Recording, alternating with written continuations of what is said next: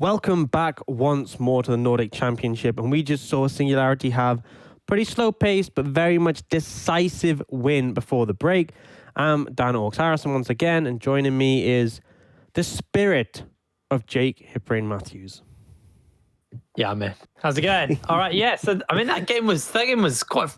It was an interesting game. It was very different from our first game of the day. Our first game of the day was fast, loose, high action, high octane, coincidence, kind of throwing the end of the game. This last game was a lot slower paced. It was more controlled. It was all about that map control, the fighting around vision. Krogson was playing fantastically around the vision, but his team was setting up for him. And he always, if he made a misstep, was able to get out of it. So he wasn't ever really punished in those situations. And it just, the pace of the game just really suited them. And Singularity, they go 3-0 into week 2. See if they can go 4-0 by the end of tomorrow. We'll have to find out. But it was a fantastic game for them. It was a decisive game from them as well. Just very controlled. Yeah, but it's raising a lot of concerns for the side of Atlando. They really haven't had a good performance yet. I mean, at least it wasn't as bad as the Nami game, but at least the Nami game you could blame on draft. In this situation, they had win conditions. They needed to apply pressure mid, and they just weren't able to find it. And the counterpoint to that is at the moment, Singularity do look like the best team in the league. So it's unsurprising that a team who are struggling won't be able to do well against them. But still, time's running out. Yes, we have several weeks to play, but to be 2 weeks in without a single win is rough. So they really need to come back in this next game. Next day's game. Tomorrow. Yeah, tomorrow. That's what I'm trying to hit at. The word escaped me, but in tomorrow's game, they really need to come back. But Singularity just going from strength to strength and looking really good. And up next, we have a matchup between Hybrid and Nordavind. So on paper, at the start of the split, I would have said it's pretty heavily Nordavind favored, but Hybrid have been looking pretty good. They have had some highlights in their play, and Nordavind, not quite what we expected. Up against Dusty, they only won through a hope and a prayer, and up against Singularity, they didn't even win that match. So overall, I think Naita has been underperforming the most. So up against Priskanet, this could be rough. But I think overall, Hybrid Kikan has looked extremely good in the top lane. They have been playing the map pretty well to accrue advantages, playing well around side lanes. And Yike has been looking good as well. So I think Hybrid, there's a lot of good things to say about them. Even if on paper Nordavind have the advantage, I think this should be a close one. I think it definitely will be. I'm really excited to see how Kikan and Wiser are going to do up against each other. So obviously we've been talking about how Naito and Priskanet is going to be a good one as well, purely because Priskanet's been playing very well. Naito maybe less so. So it's his turn to prove that, you know, he is worth it. As picks and bans have been rattling through, we see the Lucian get locked in, the Braum and the Gragas to the side of Nordavind. Yeah, so Lucian, a great flex to take up in that first pick, especially Misfortune and Senna taken off the table. Braum, Gragas picked up now. A lot of disengage already for Nordavind if they want to. And Hybrid pick up the Leona, so not the best matchup into the Braum necessarily, but can go pretty well in tandem with the Lucian. And then go for the Ziggs once again. We saw Priskanet play this yesterday and have so much success on it. It does kind of limit where the Lucian can go, though. I think we're expecting it to go in the hands of Mirbs. Kikan potentially could play the Lucian, but it's not something we've necessarily seen so far. And not really much of a surprise here. With Senna taken off the table, and after picking Braum, it's pretty expected that Chris Big will go for the Varus. This is a very Chris Big pick. He's played it consistently for the past few years, and will default to it when the top tier 80 carries are off the table. I'll go to the second ban phase now, though. No jungler picked up for Hybrid. Means they can potentially punish that, but for now, they're just going to hammer away at the top lane pool and take away that Aurelia. Followed up with a Diana ban there as well. See what else is going to go away. I think a big thing is finding safety for Priskanet here. Obviously, Ziggs can scale into a monster, especially up against the Varus. I would like to see a Jarvan ban come out here from Nordavind, because Jarvan plus Ziggs is so powerful against the Varus. And if you can get Ziggs out the laner phase, then great. We saw Aesthetic massively try and camp Naita in some of the matchups. But in this situation, it can be tricky to get on the Ziggs, so you definitely need to pick a mid laner who can look to punish him. If you just look to scale, I feel like you're not going to do too well in that regard. and they ban away the Olaf, which is pretty surprising to me. I feel like Braum holds up pretty well against Olaf. He can block his axes with his shield. Obviously, it's a good matchup into the Gragas, but now I feel like Hybrid should just take Jarvan on their rotation. LeBlanc gets locked in for Nita. Makes a lot of sense. That is one of the picks that can potentially punish the Ziggs. Even with the satchel charge, if you land that chain, it's going to make his life hell. For Hybrid here, I would like to see that Jarvan come in. And then for Kakarn, you have a range of choices. Gangplank's still available. Mordekaiser is still available. A lot of flexibility. Looks like that Jarvan, what you were hitting on, is going to be the jungle pickup here for the side of Hybrid. And now they're looking to round out their comp with a top laner. What do they want to add to this team? I mean, personally, I'd like the Gangplank here. If they pick up Mord, you can obviously cleanse out of the Death Realm. You can throw the ult on top of the Jarvan Cataclysm as well. They're going to lock it in. It's great for Kakarn, who's really strong at playing weak side. And it means you can essentially leave Kakarn to his own devices and put a lot of focus around this bot lane. And you have the Gangplank ult to contribute on top of that as well. You do see Nordavind, Advien unavailable once more. So they're running with Svene. And they are currently deliberating the top lane pick. Going to go for the set in the top lane. Decent pick in the current meta. Obviously, a lot of team fighting power afforded by that champion. As for into the Gangplank, I don't feel like you're going to be able to apply that much pressure into Kakarn. But definitely potential if you follow up with a gank. Overall, I really like the draft coming out from Hybrid. I think they hit a lot of marks. They have two super scaling solo laners, but who can also impact the map well in terms of bot lane. They have the Jarvan for the team fight setup, and then they have a pretty aggressive bot lane. But that's my only concern, though. The bot lane in Lucian Leona, it's hard to be aggressive into Varus Braum. So I think it's going to come down to Yike. If Yike can have a good read on where aesthetic is, if he can set up Priskanet to just shove mid freely, then they can allow themselves to put a lot of pressure bot lane. But if Priskanet gets threatened mid, then Nita's going to be able to roam. Then if Leona and Lucian go aggressive, they can get it turned around because the skirmishing power is so good from that Braum Varus. I think there's win conditions for both sides. I think both of them came in with pretty intelligent drafts. It's just going to come down to who can play them better. I do really like what Hybrid have done here, though. Yeah, I'm really liking this comp here from the side of Hybrid. Really leaning into the strengths of their team. Nita, like we said in the pre-game, there were questions raised about him last week. Now he's on that LeBlanc. He has the ability to shut Priskanet down. And Priskanet seriously impressed me last week. He played the Orianna. I think that was the game that I was really sold on him. I think that was his first game of the week. He had a Ziggs game as well where he did on point. Yeah. I think for me, it's all down to the early sort of levels. Once Ziggs gets enough mana and AP just to blow through waves, it's really difficult to threaten him. So early levels, I want to see Aesthetic looking to pressure him. We've seen this from him before. He did it against Dusty. He put a million ganks on the enemy mid laner, but you need Priskanet to be on a back foot if you want to accelerate the rest of the map. And I think the main thing, though, is it's not so much acceleration, but just keeping your bot lane safe and being able to play around Nita's strength. Because if you shut down Hybrid's bot lane, then you can set the tempo, you can set the pace of the game, and it's going to put Hybrid in the back foot for such a long time. Alrighty, well, we're loading through onto the Summoner's Rift for our third game of the day. Hybrid taking on Nordavind. Expected maybe Nordavind move some kind of aggressive move into the jungle of Hybrid. They had that Braum. They have a Gragas as well. They have quite a lot of early power available to them. But for the moment, they're setting up defensively in this Pixel Brush. They could go for a late invade, though, potentially. But it looks like it's just going to throw a ward down, then reset for Sweeper. So no level 1 invades coming out. Again, Nordavind running with Svene, not their main support Advien. So a little bit weaker on the bot side on top of that. So I think it's even more important that Aesthetic and Nita get this game going from the mid jungle, and then they can just put pressure elsewhere. It's very easy to potentially die at the Gangplank if you can bring Nita over as well. And as soon as Kakarn is threatened on the tower, it makes the game super difficult for him to play. Once again, we're having that mirrored topside start here by our junglers.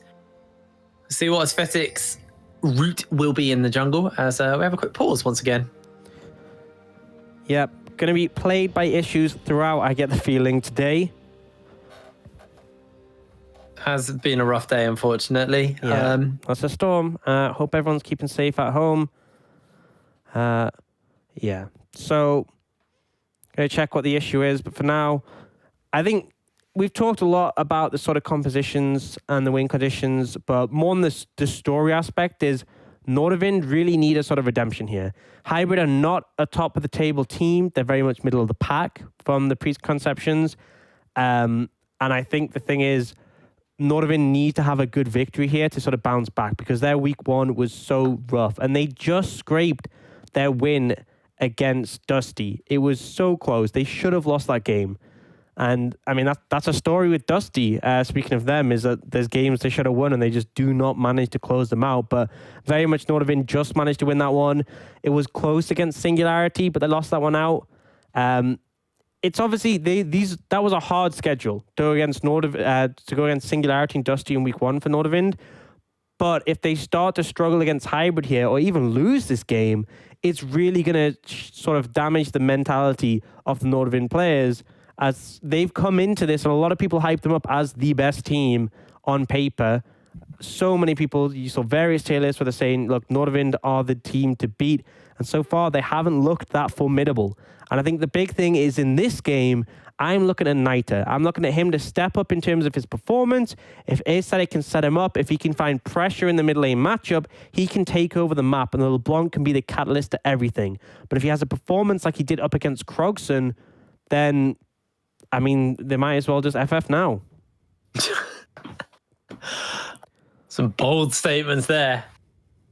Unfortunately, this will be a problem for today. For anyone who is living under a rock or currently the ocean, we're getting kind of pretty hit with storms. Pretty hard. Yep. I didn't realize it was actually that bad in Sweden, to be honest. It's pretty bad in England, in the south here. Yep. I think up north it's a little bit better.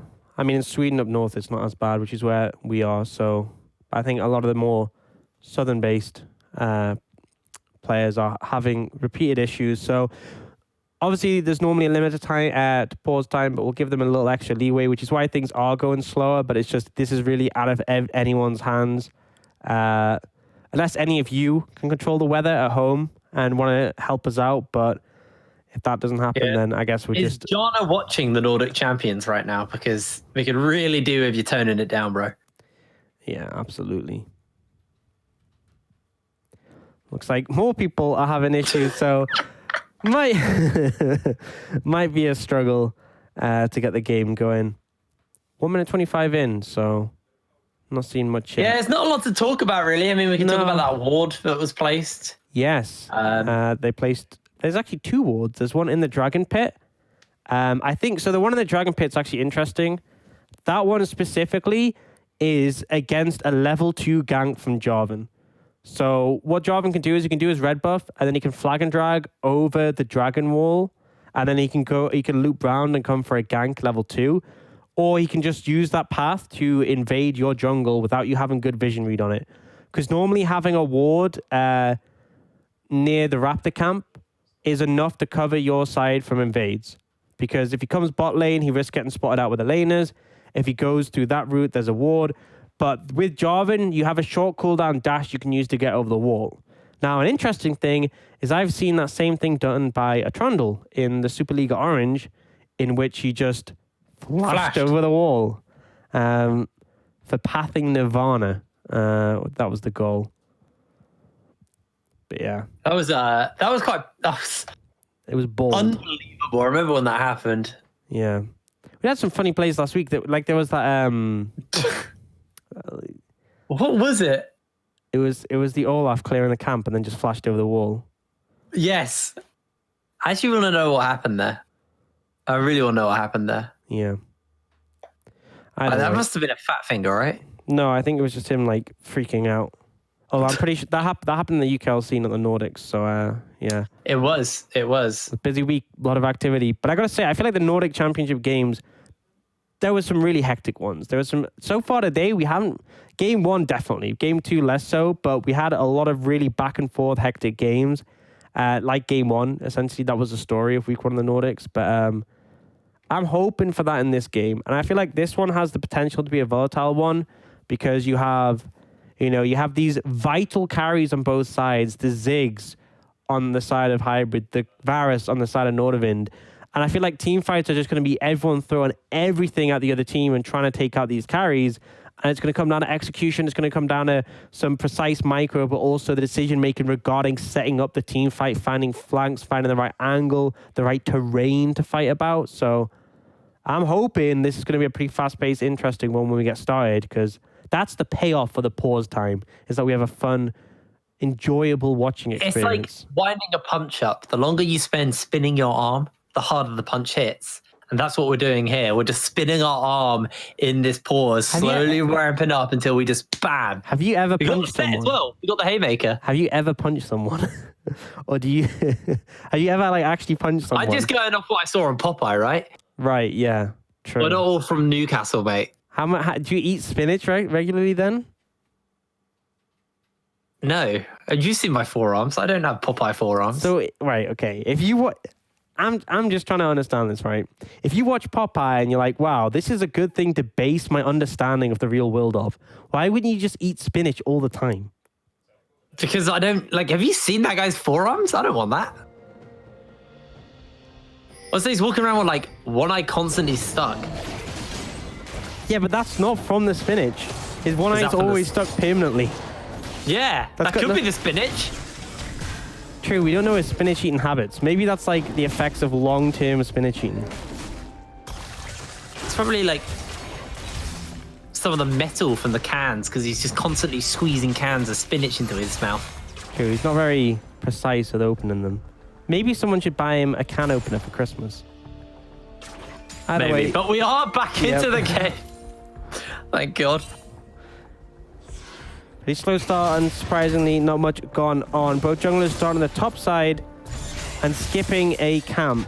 Oh, Rogue's taking a pretty long time to clear through, and Weasel getting a big trade there with the haymaker. Reminder, we're on 10.2. There are nerfs to set on the live patch, particularly on his haymaker, but he's not suffering them yet.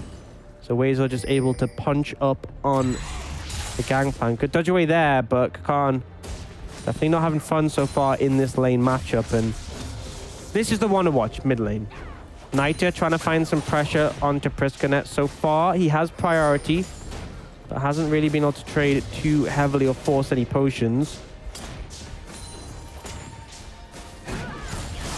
Nice chain coming out. He's gonna jump in there, actually, get the chains off. Nice trade in favor. Priskanet is feeling he has got that barrier, remember, so he has a bit of safety from Niter. The LeBlanc we saw in our last game actually was running the teleport. This time around, we're actually seeing the ignite. So Niter is playing purely for lane dominance on this LeBlanc. Wants to be able to find these picks and try and snowball the game from there.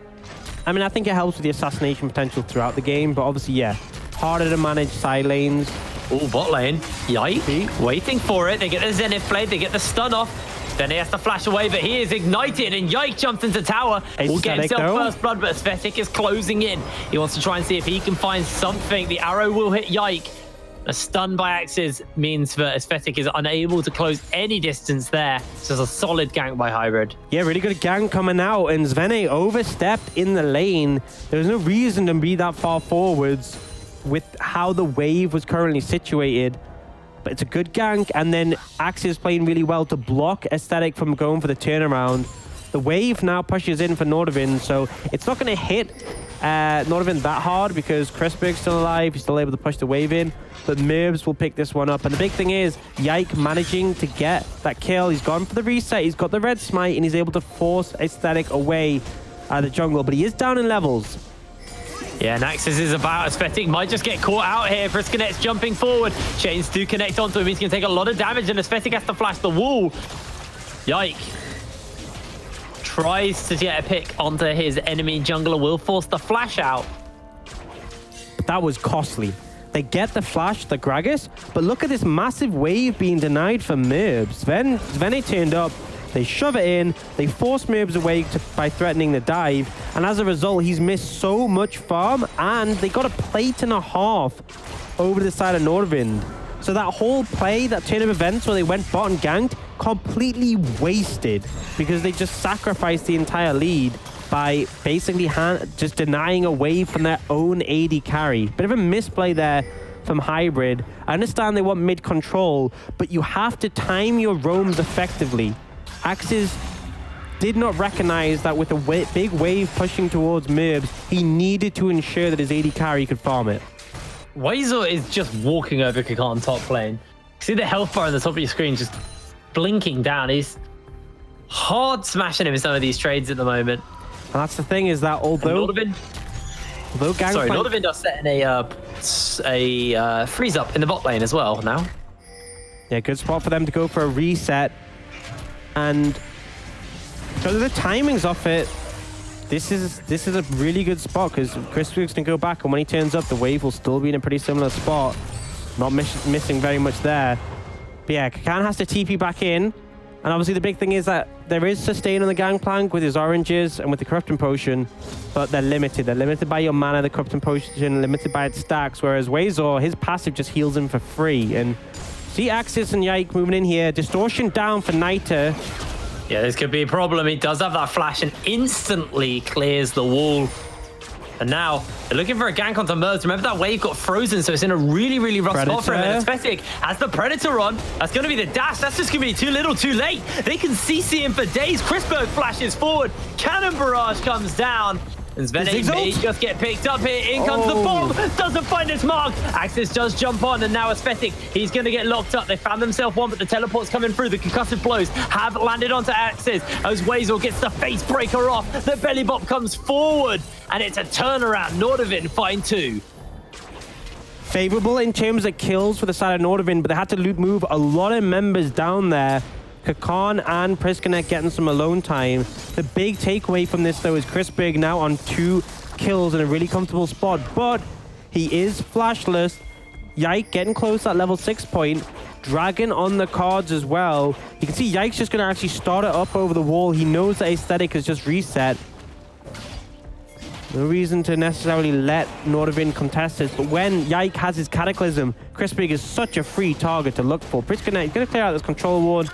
Then he's threatening. He's going to walk into the vicinity. He doesn't want to walk into the Dragon Pit and give away that Yike's doing the Dragon, but they must be able to sense it at this point. I think Svene did actually just see him, but it was too little, it was too late. There was no way he's going to be able to do anything about that, so important, just moves back to the spot side. Important thing here is that Svene, because he was out of lane, it's given Merbs and Axis priority. So they're shoving the wave now, and you can see Axis has already started channel his recall. What I'm expecting here is they go. Actually, he's cancelled it. I think he got cancelled there. Oh, ult comes in for Weasel. Okay, out of nowhere onto Kakan. Gets himself the face breaker off. That haymaker stacking, and Kakan will take some serious damage. Aesthetic looks to close in, gets himself the bomb off, and that's going to be an easy pickup for them. Aesthetic takes that. Almost dies to the tower shots, but not quite enough. And now concussive blows are going to stack up in the bot lane. The fight is very well breaking out. Crispberg is able to get his way out of there, almost taking a little bit more than he wanted, but he's okay. Yeah, it was actually really rough there because Axis was looking like he wanted a recall, and then he cancelled it.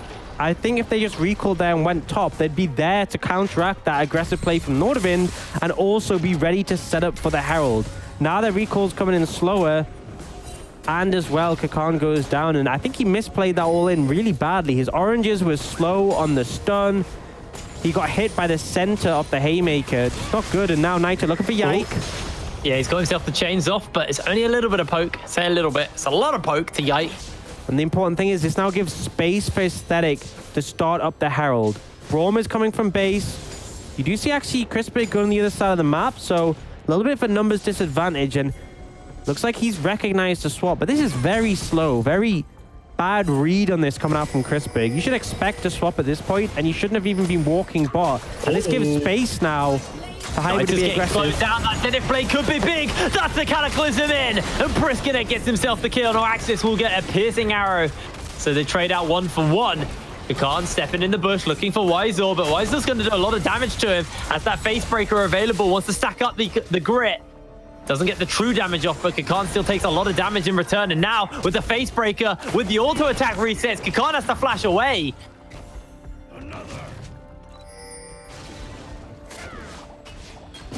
Just, oh.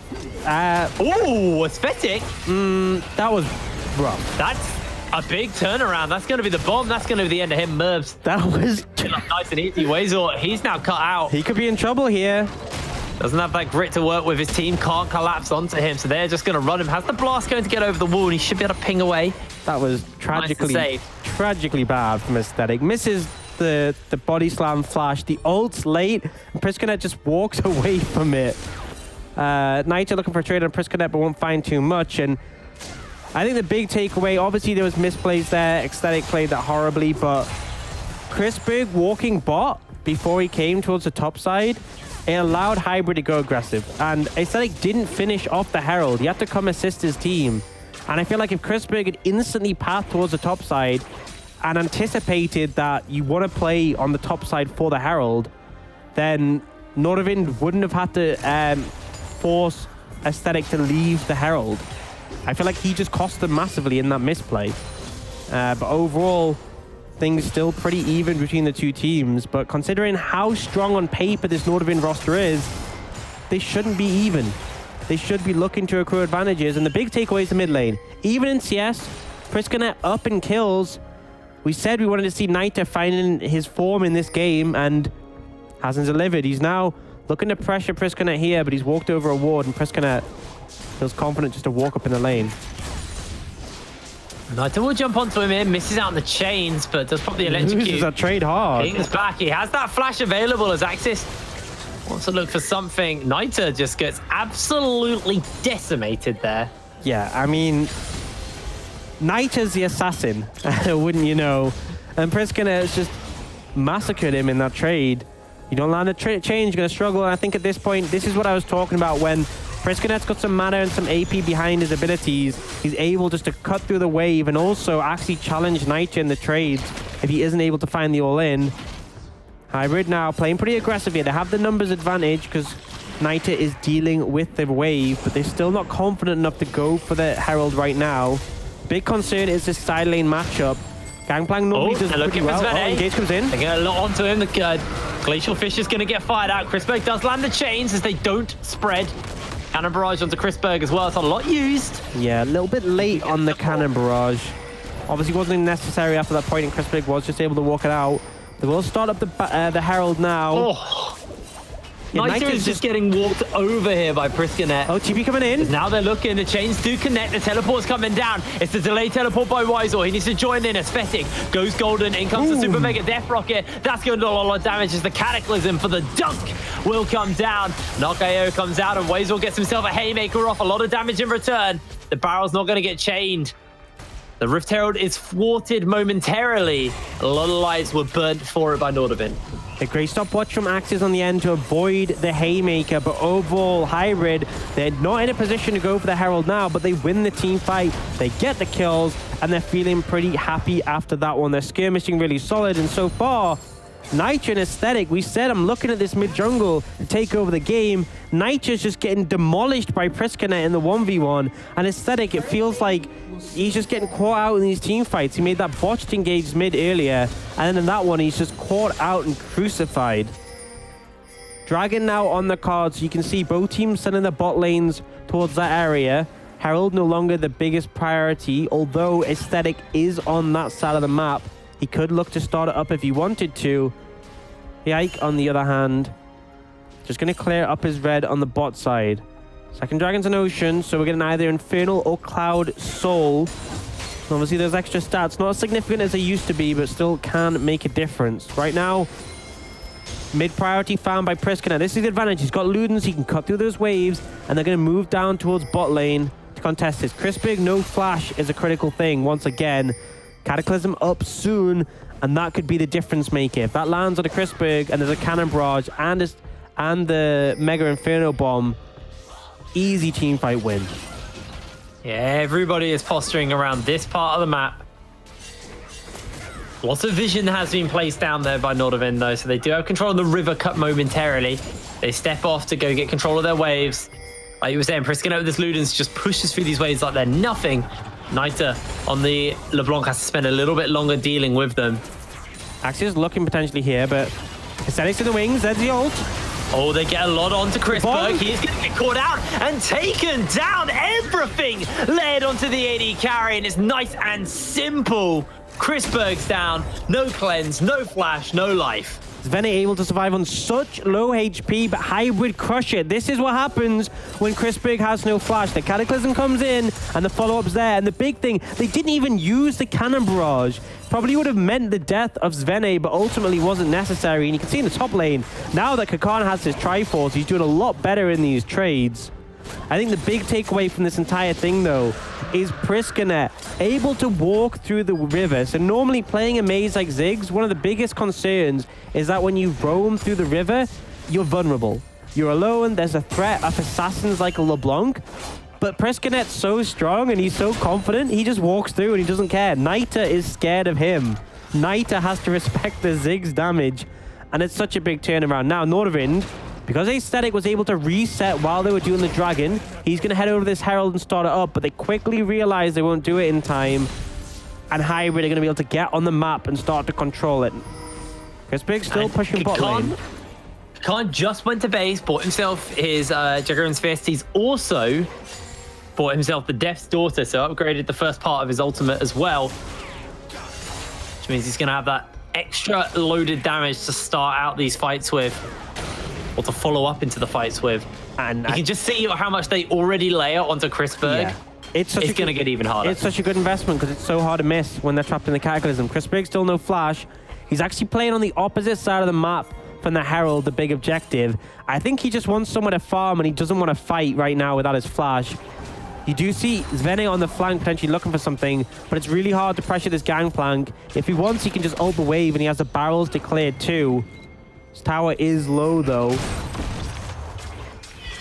I think he doesn't want to be in the ult, so he's just going to potentially give it up. Herald being secured, however. First tower goes over to Nordavind, but Hybrid in a position to quickly answer if they need to. And remember, they have a Ziggs. If that Herald gets a tower low enough, he can instantly satchel charge to finish it off.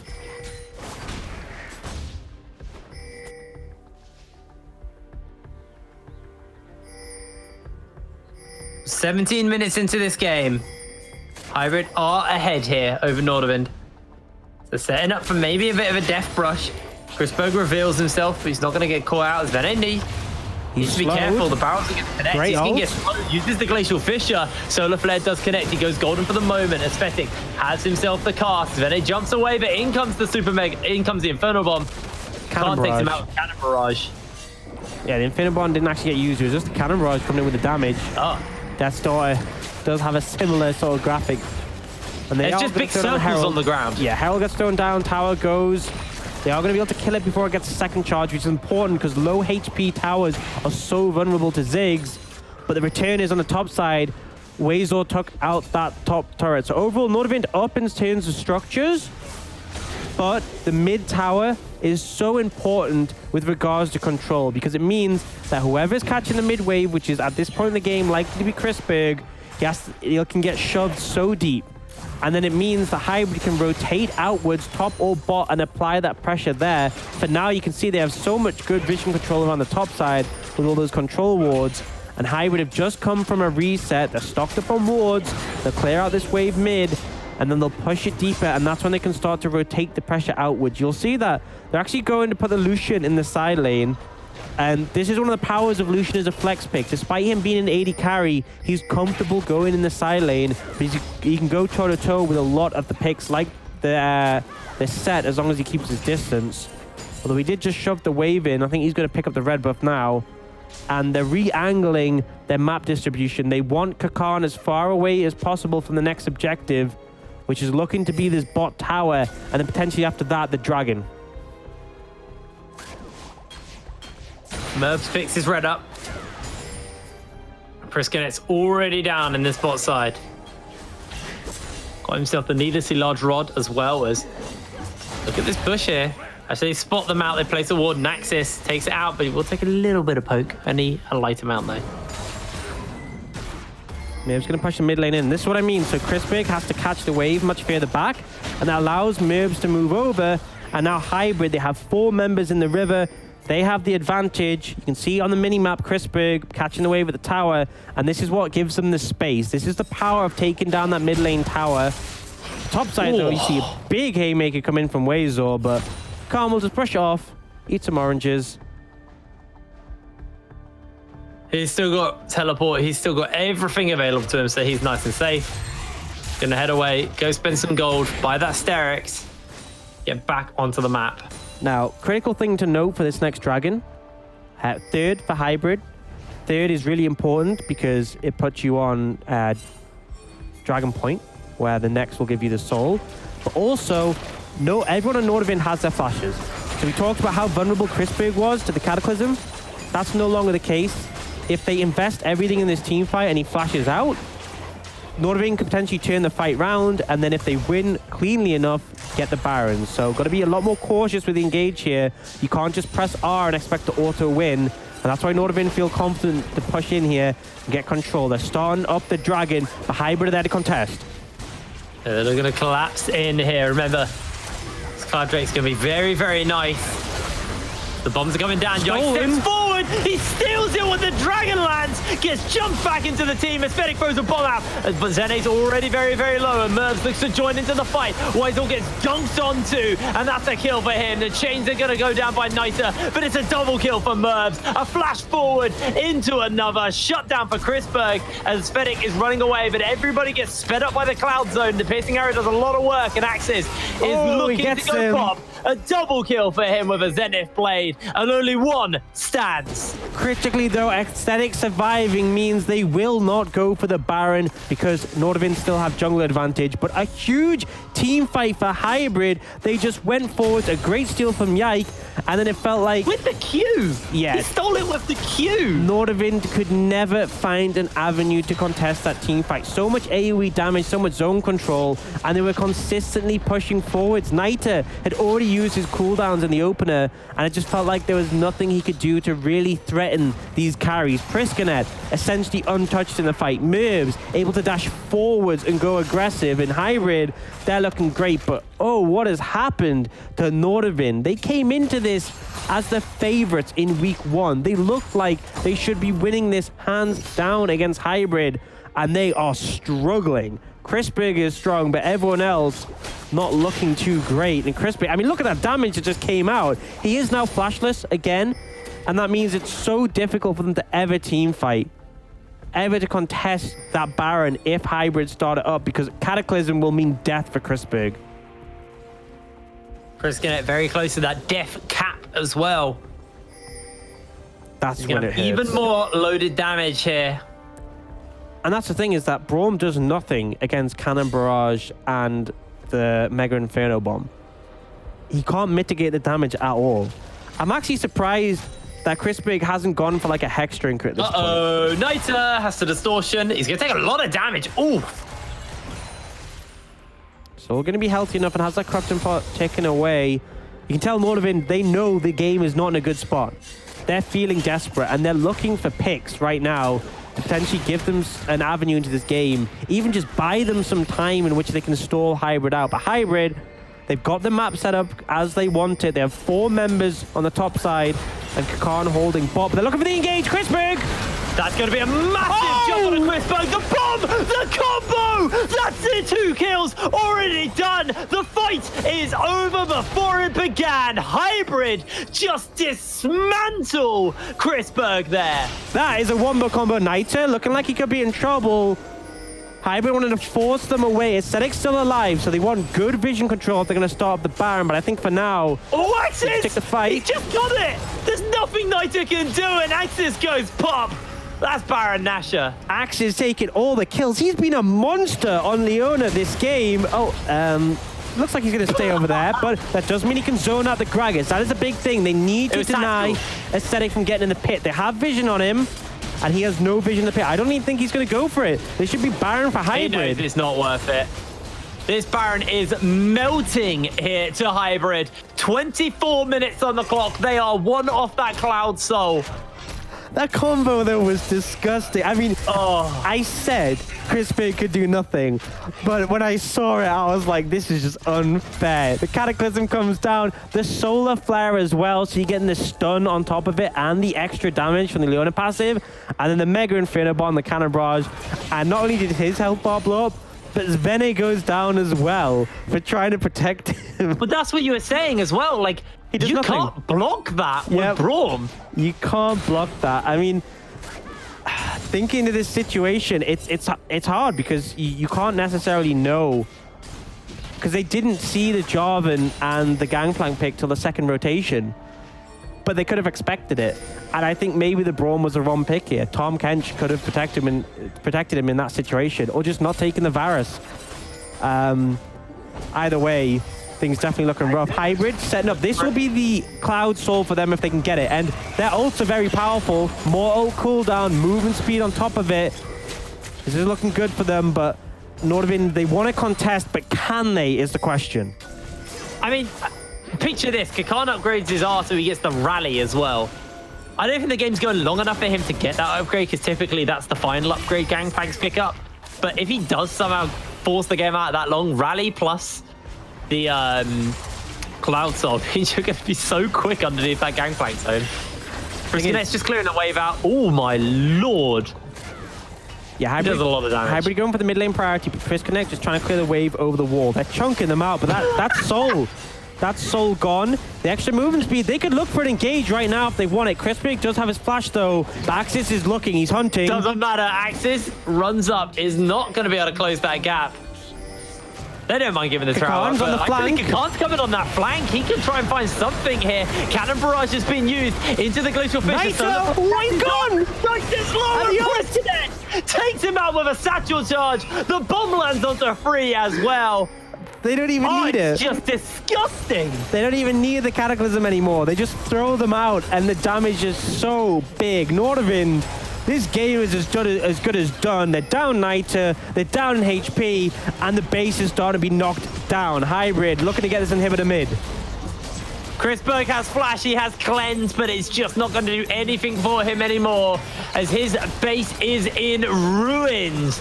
Hybrid move up to the top side. They got a big wave to work with. They're looking for another inhibitor. Minions are clapping in through that mid lane as well. Hybrid are going to back off for now, though. They want to spend this gold from these pickups, get back onto the map, and win the game. Yeah, I have one thing to say. Should have banned Jarvan. Should have picked Tom Kench. There's a lot of things they could say about this. They had the opportunity. They had the opportunity. Second rotation, they banned Olaf instead. This is what it cost them, because Crispig just cannot play the game when he doesn't have flash. And when he does have flash, he loses it. And then he can't play the game again for another 5 minutes. It's so hard. And right now, they're actually going for a Baron trap. So in this situation, the game is essentially as good as done. Hybrid know that, and so they're going to go to this bot lane and just push it in. And so Nordavind are hoping someone like Merbs. Oh, Merbs has flash. He's going to get caught. Everything's on, and Niter gets the shutdown. And Merbs fell for the Baron trap. So when the enemy team has Baron and they go for a push, they reset and move to the side of the map they don't have vision on. You can get a sneaky little pick like that, and this gives Nordavind time. Gives them a little bit of space, and potentially they might look for a team fight. It does buy them, actually. Predator's on. Niter's getting jumped onto. They do throw the bomb out for the moment, and a teleport is used by Wizor. They want to slow their bike. Kakan to make sure that he can't get in range to use the showstopper. Baron minions are on the base right now. The barrel! Can just teleport in. The barrel onto free. The haymaker goes wide. Cannon barrage is there, but Kakan, he is so fast. The bomb comes down. The meteor's just not enough, and Niter's zoned away. Kakan looks for another barrel combo. Can he make it hit? No, he cannot. Minions inside the base. Hybrid just turn it back around once again. That was clean from Kakan and Nordavind. They wanted the fight. They wanted to start it when it was 4v5, but they missed their chance. They got blown up, and now Niter, he's in trouble. He has another distortion, but Merbs has found him. Oh, Merbs does so much damage here. Niter tries to distortion away, but Merbs is hot on his heels, gets the blast cone out. And that's a revenge kill for earlier. That's the power of the Cloud Soul, and he does get his revenge. Now, with Niter off the map, they're heading towards bot lane. 5v4 in favor of Hybrid, and an 8,000 gold lead, not including the Soul. They are in a massively strong position to take this game. Not much you can do to save this tower. Question is, where is Nordavind's last stand? Because it's not looking like it's going to be a strong one, but they have to throw it somewhere. It kind of feels like the pick on the Merbs was their last stand in this game. Oh, as the Crispy gets hit. but back up, Kakana a few seconds off. They use the solar flare onto the back line. The bomb goes a little bit wide. In comes the dunk. Weisel's trying to get that damage off, but he can't even get the haymaker out in time. Kakan looks to run for aesthetic. The cannon barrage is being used to keep them safe. And they're going to take out this turret and this inhibitor to follow. Everything is going down in the base of Nordavind. Not a structure will stand in this game. They're onto the first Nexus turret. The chains go wide by Chrisberg. There's still a minion wave they need to cut through. And they are out of Baron for the moment. But Mervs is going to do his best to clear through this wave. And they're going to take down this turret. Nita tries to jump in and Nita is taken out for it. Turret number 2 will be the next focus here for the Cider Hybrid. The Glacial Fish is thrown down, but it's just desperation plays at this time. The Cataclysm's going to come down. They're padding the stats. They're going for glory kills. 30 minutes on the clock, and Hybrid take the win. What a performance coming out from Hybrid. Beating, I mean, not anymore, but initially the favorites for the league in Nordavind. Their draft, I really liked it. It was easy to execute. You press R, everyone presses R, and you win. And they just played it well. I like the Priskanet is bringing out this Ziggs pick. It's a little bit off meta, but he's doing really well in it. He's able to survive, similar to Krogson in the previous game. No matter how much pressure you throw at him, he just withstands it. And then the rest of the team, particularly Axis, was on fire this game. He was finding such good engages consistently, and he was a driving force. And I think this is one of the issues, is that Nordavind, they're running with Svene and not Advian, and support difference was a massive factor here. Svene, not in a champ where he could do anything to save Chrisberg. The Braum Unbreakable was useless, and Axis was just running around, making everyone in Nordavind's life hell. It was just a very, very good game there from the side of Hybrid, and Nordavind are really in a rough spot at this point. We think about how, like you were saying at the end of that game, they were the favorites in the Nordic League, Nordic Championship, but just not hitting the mark at all in these games. Chrisberg just getting caught out one too many times, and Hybrid's draft was just so stellar. It was just so stellar. Yeah, and I think, you know, praise to Hybrid. I really liked their draft. Their play was really good. Everyone was performing well.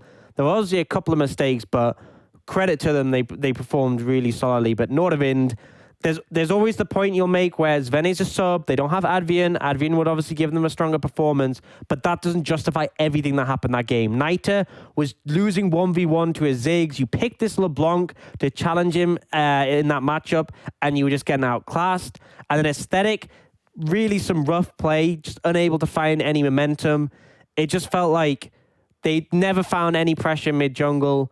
And then as a result, the rest of the team was just left to pick up the scraps. And the team fights, I mean, they didn't really have much of a chance on those anyway, but it just went so heavily in favor of Hybrid. But Hybrid, really, really impressed by them.